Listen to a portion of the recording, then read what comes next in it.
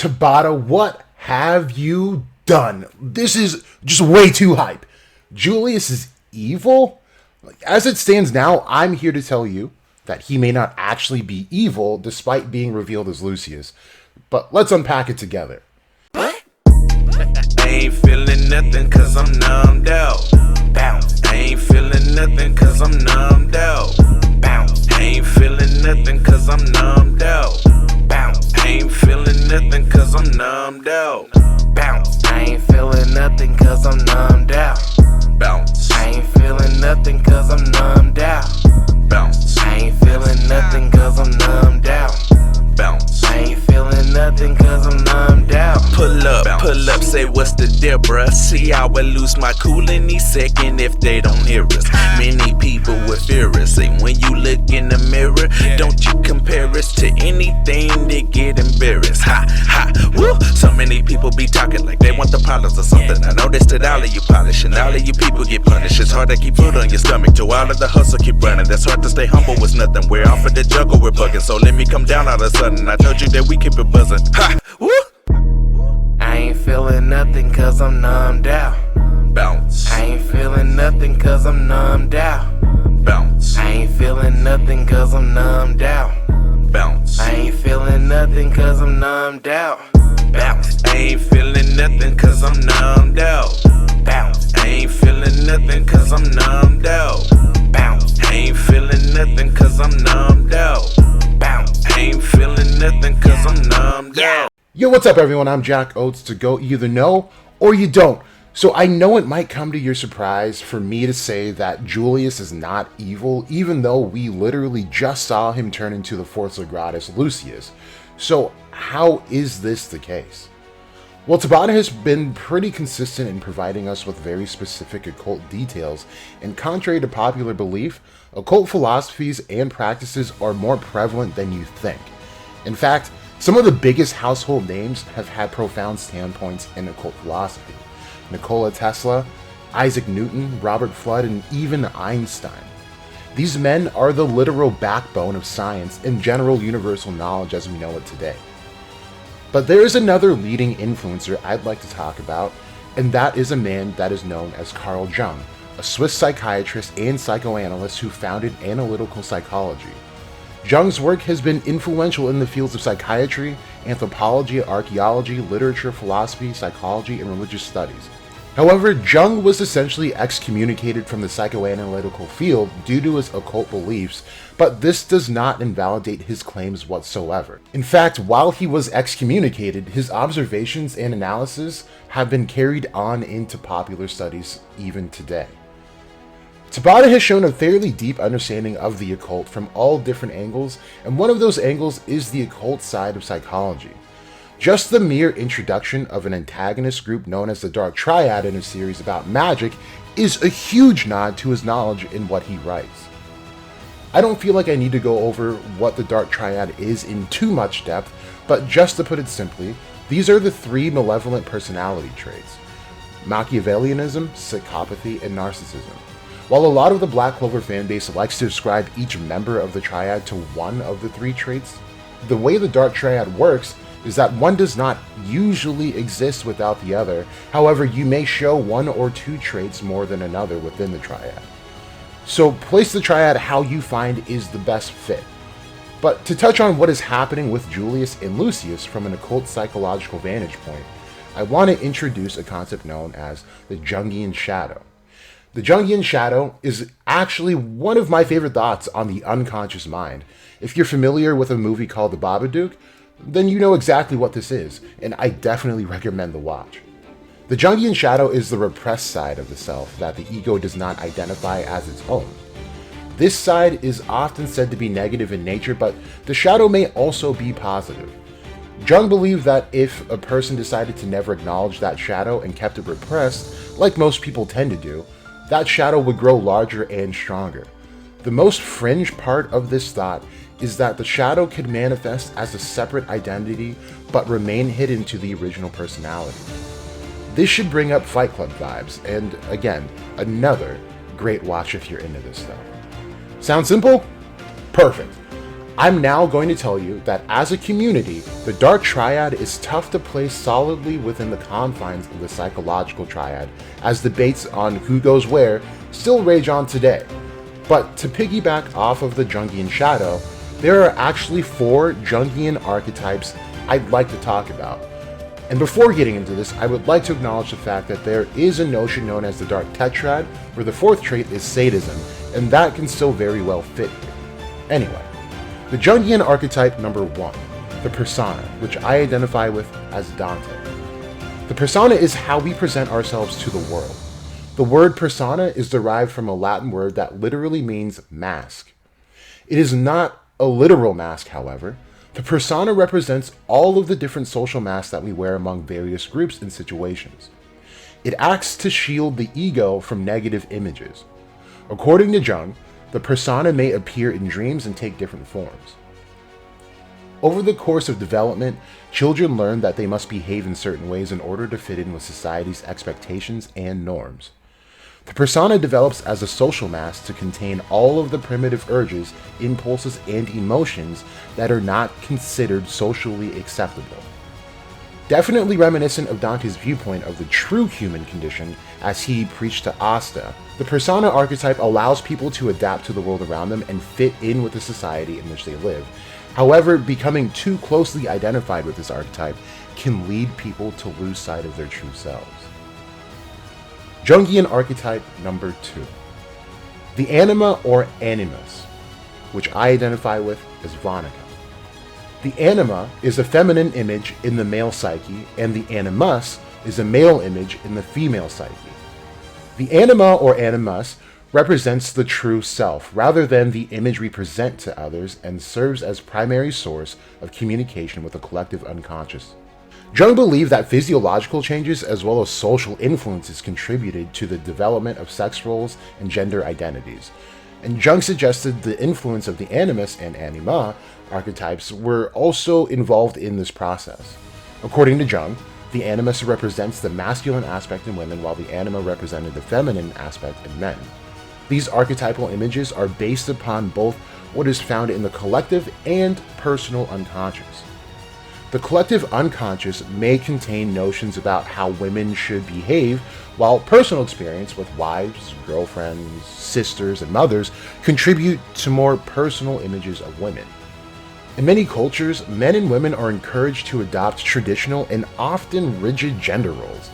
Jung suggested that this discouragement of men exploring their feminine aspects and women exploring their masculine aspects served to undermine psychological development. A really interesting observation here is that there was a huge debate on whether Megicula was male or female, while Vonica's sexuality was also in question, as it seemed she preferred women. Vonica also expresses her masculinity freely, much as it was described here. I feel Vonica is a very good fit for this Jungian archetype. And just a bonus point here, in Norse mythology, this is even displayed when Odin goes to learn the art of runes. And this magic that he ends up learning is white magic and was deemed feminine, and many men were ridiculed for learning this type of magic. But to move on, Jungian archetype number 3, the self, which I identify with Xenon.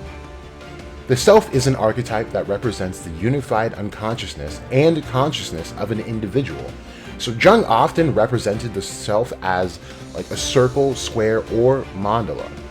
Creating the self occurs through a process known as individuation, in which the various aspects of personality are integrated. Jung believed that disharmony between the unconscious and the conscious mind could lead to the psychological problems.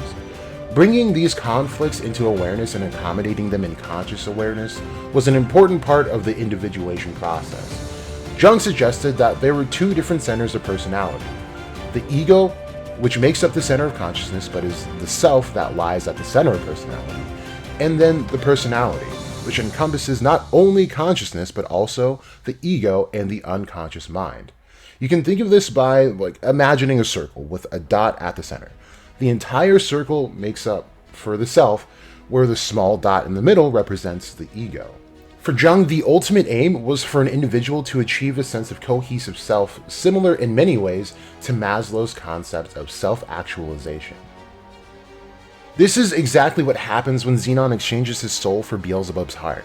The symbol on his forehead is a variation of a mandala, but also a symbol that represents an idea called the Absolute Self, which is what Beelzebub is known to help a mage on the Draconian path achieve. Beelzebub is the Dark Father who guides one to realize who they truly are by stripping away the dual nature of the self. This is roughly one of the deepest occult dives Tabata has taken us on thus far, and by far one of my favorite instances in the series as a whole. And last but not least, the fourth Jungian archetype, known as the Shadow, which I of course attribute to Lucius. The Shadow is an archetype that consists of the sex and life instincts. The Shadow exists as part of the unconscious mind and is composed of repressed ideas, weaknesses, desires, instincts, and shortcomings. The Shadow forms out of our attempts to adapt to cultural norms and expectations.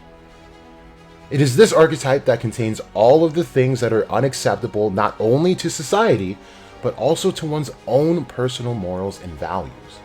It might include things such as envy, greed, prejudice, hate, and aggression. Jung suggested that the Shadow can appear in dreams or visions and may take a variety of forms.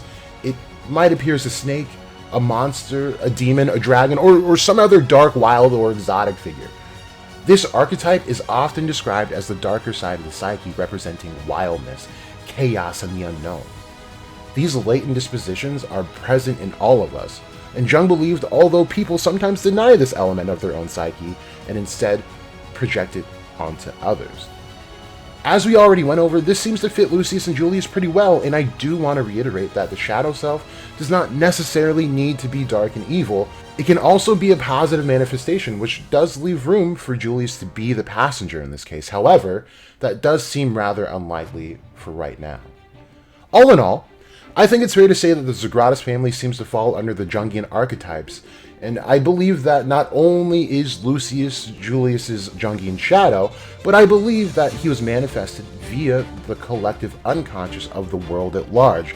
And while this next part will delve into the concepts that I plan on introducing in the next video, I think it is the right time to bring up the nature of magic in the Black Clover universe.